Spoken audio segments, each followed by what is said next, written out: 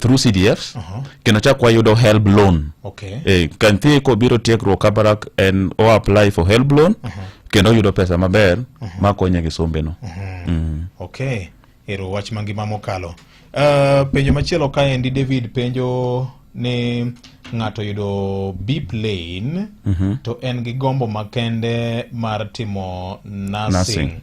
Dibed ni fee structure mar nursing no inyalo lieko ni en pesa di koso en enough flat rate across all programs kata ng'ato do timo Bachelor of Arts in Education.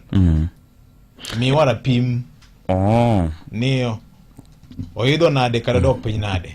Mano be penjo maber kendo gima nyalo wacho ni onage ni jowinjowa ni fee mar training a course opogore.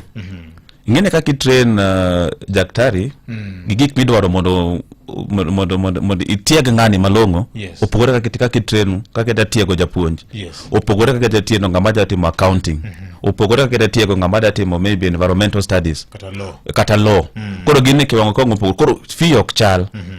Koro gima da wacho ni kaka nursing mopenjo ni nursing kendo batemo wacho ne jowinjo mondo kata sani kaka waloso ni kaka nyalo donjo Kabarak website www.kabarak.ac.ke giyudo fee structure ginyalo download mondo gi compare gi ne but kaka nyalo lieko ni maka nursing ni a tuition fee is about 75,000 mano nursing.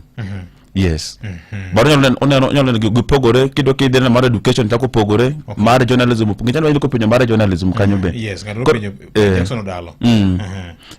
Koro gigi ok gichal fee opogore kaluwore gik midwaro mondo mi training ni tiegruok ni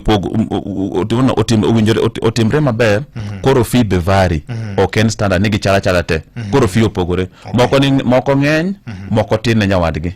Ero kamana ahinya. Maurice ne penjo ni to gin courses mage ma offer inyalo nuone anoya nikech samoro chako chenro koleo matin. Mano ber kaka sewacho awacho ni wantiere gi schools abiriyo. One gi School of Business and Economics.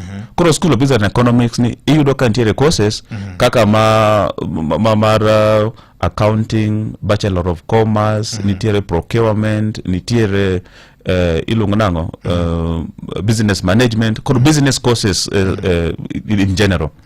Kidwaro school mar ariyo wan gi School of Education, Humanities and Social Sciences. Koro kai kida tiegruok kaka jatimo japuonj iwacho ni Bachelor of Education Arts, Bachelor of Education Science, kidwaro timo Agricultural Education and Extension, kidwaro timo Theology, kidwaro timo chaplaincy, mani yude school no. Mara adek wan gi School of Pharmacy.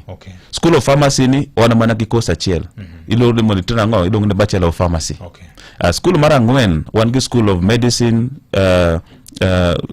Medicine and Health Sciences. Kidwaro timo nursing, kidwaro timo for example clinical medicine, iyudo ka school ni. Kata kiwango mar diploma kata degree. School mar beach wan gi School of Law. Law no ben mana gi program achiel, Bachelors of Law degree. Koro mana kida kind you the school no. Mara auchiel wan gi School of Music and Media. Koro kanyo motingo journalism mo wacho ni. Koro journalism ni wan gi journalism kamotivate puonjore kaka timo kaka PR, gimoko madhi kaka advertising, gimoko datimo kaka mass communication, photojournalism. Koro mana yudo kanyo. Tikich koro wan gi music be ko jomoko bete medo careers kaka ngeni music ben mana career okay wana thum igo na ndio ngato dhi tiegre obiro mondo tim ang'owa obed music composer. Onyalo timo music composing, onyalo timo music education, onyalo timo DJing. Koro kanyo bete nyaka short courses moko maluwore gi area mar ang'owa gi area mar music ne. Baba Twins min ototimo weche mag building and construction. To penjo ni to bende nitie kaka onyalo jiwo sombe lera kata bende ni wacho ni un gi badu moro ma koro o focus weche mag TVETs. Mano be penjo maber ber ada wacho ne jopiny mondo ber ka ng'ato nyugo kama kido uwezo to imedori ijiwo sombi matin. Koro kar building and construction no oyo Kabarak gisani to waonge degree. Na wacho ni wan gi school of set and science, engineering and technology. But ilo ni engineering courses mopuonjo ka en gisani gin madhi kaka korka telecommunication engineering. Koro mage mwa offer koni. Kar building and construction mano to oyo waonge godo Kabarak gisani, but mago ntiere chenro